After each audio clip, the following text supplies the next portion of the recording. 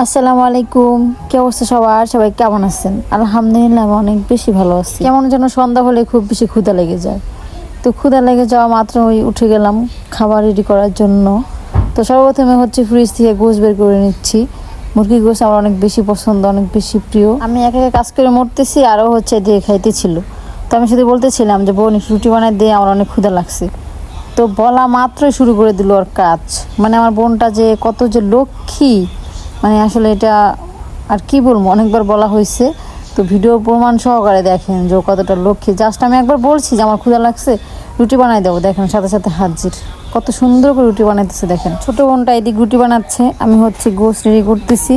এগুলো ভাজবো, এই জন্য হচ্ছে রেডি করে নিই। এগুলো হচ্ছে আগে আমি বের করে রাখছিলাম, রাইখা হচ্ছে ভিজায় রাখছি পানিতে, এখন হচ্ছে উঠিয়ে নিচ্ছি। তো আমার মতো এরকম খাদক কে কে আছেন যে যখন যেটা খেতে ইচ্ছা করে উঠে সাথে সাথে শুরু করে দেয়। হচ্ছে আমার মতো যদি একটা ছোট বোন কারো থাকে, মানে আমার ছোট বোনের মতো যদি বোন কারো থাকে, তাহলে তো কোনো কথাই নেই। শুধু একবার বলতে দেরি আছে যে আমার এটা খেতে ইচ্ছা করতেছে, সাথে সাথে আমার সাথে কাজ করা শুরু করে দেবো। মানে অনেক লক্ষ্মী আমার বোনটা। ও আমার যে কত ভালোবাসে এটা আমি বলে বুঝাইতে পারবো না। প্রত্যেকটা কাজ আমার অনেক কেয়ার করে। ও আমার ছোট বোন হিসাবে আমাকে যতটা কেয়ার করে, আমি বড় হয়ে ওর অতটা কেয়ার করতে পারি। যাই হোক, কথা বলতে বলতে আমার মশলা মাখানো শেষ পর্যায়ে। এখন হচ্ছে কিছুক্ষণ সময় ফ্রিজে রেখে দেব, তারপর ফ্রিজ থেকে বের করে তারপর হচ্ছে ভেজে নেব। আপনারা কি এরকমভাবে করেন নাকি অবশ্যই জানাবেন। তো আমার মশলা মাখানোর কাজ শেষ, ছোট বোনের রুটি বানানো শেষ। দেখেন ও রুটি বানায় একদম পুরো ভইরা ফেলছে, কতগুলো রুটি একসাথে বানায় রাখছে। এভাবে বানায় রাখলে কি আসলে রুটিগুলো নষ্ট হয়ে যায় না? মানে একটার সাথে একটা লাইগা যায় না? আপনারাই বলেন। আমি নিষেধ করছি যে রুটি বানায়ও না, তাহলে লাইগা যাবে। ও বলতেছে না, কিছু হবে না। তো যাই হোক, এখন হচ্ছে আমাদের সেই মুরগিগুলা রেখে দিয়েছিলাম, ওটা হচ্ছে এখন বের করব, তারপর হচ্ছে ভেজে নিব। তো আপনারা আজকে সন্ধ্যায় কি নাস্তা করছেন অবশ্যই জানাবেন। আজকে সত্যি সত্যি বোনটারে দেখে আমার একদম মায়া লেগে গেছে। দেখেন ওর জামাটা পুরো ভিজে গেছে গরমে, তারপর রুটি ভাজতেছে। তারপর ওর যে কত হ্যাপি, মানে কতটা খুশি, আপনারা ভিডিওর সাথে দেখেন তাহলে বুঝতে পারবেন যে ও কতটা এনজয় নিয়ে কাজ করতেছে। মানে ও ঘাইমা শেষ, আমার মায়া লাগতেছে, আমার খারাপ লাগতেছে, বাট ওর একটু খারাপ লাগে না, ও ঠিকই নাচতেছে। মানে আমি অবাক হয়ে যাই, আর কাজগুলি দেখার পরে আমি পুরো অবাক হয়ে যাই, কীভাবে মানে সম্ভব। সন্ধ্যা হয়ে গেছে, আজান দিতেছে চারপাশে। সত্যি সত্যি ওটা দেখে অনেক মায়া লাগতেছে। দেখেন ওর জামাটা পুরো ভিজে গেছে ঘামে, তারপর হচ্ছে রুটি ভাজতেছে। কার জন্য রুটি ভাজতেছো? কার জন্য? সবার লিগিয়া বেজাত। মশলা কি বেশি হয়ে গেল না? এত কষ্ট করে রুটি বানাতেছে, তাও ফুটতে আছে। দেখেন কি ডান্সটা মারছিল, ক্যামেরা অন করার জন্য নাচ বন্ধ করে দিচ্ছে। আবার একটু নাচো দাও, আরেকটু নাচ হয়ে গেছে।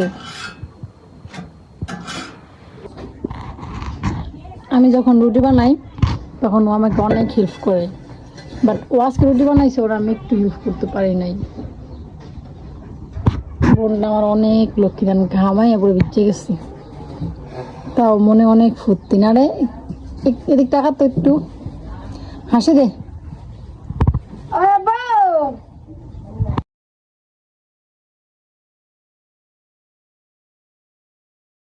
রুটি ভাজা শেষ, রুটি বানানো শেষ, এখন হচ্ছে মুরগি ভাজার পালা।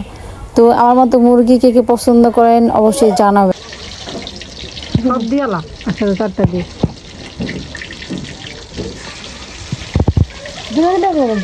না, চারটা দিয়ে দে, চার পাঁচটা তেল একটু বাড়াই দিলে।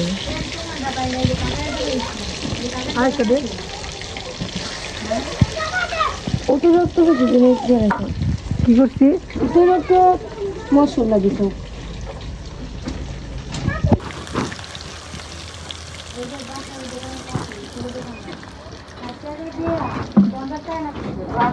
এই এত কষ্ট করে রুটি বানাইছো, এখন এটা কারে খাওয়াইতে বলে ভালো লাগতো? আমার ভাইয়া রে। ভাইয়া কই? বিদেশে। আসলে একটা বোন যে একটা ভাইয়ের এত পরিমাণে বেশি ভালোবাসে, সেটা আসলে আমার বোনকে না দেখলে আমি কখনো বুঝতে পারতাম না। সত্যি সত্যি ও যদি কখনো কোনো কষ্ট পায়, বা ও ভালো কোনো কিছু খায়, বা ও কোনো একটা কাজ করে, তখন ওর ভাইয়ের কথা ওর মনে পড়ে যায়, একদম কান্না করে যায়। এখানে নিজে নিজে আজকে সব কাজ করছে, তো ওর বাইরে দেখাই যাচ্ছে। মানে এটা জাস্ট একটা মজা ছিল। এটা বলতে পারবে লাল মুরগি। আল্লাহ হাফেজ, ভালো থাকেন সবাই।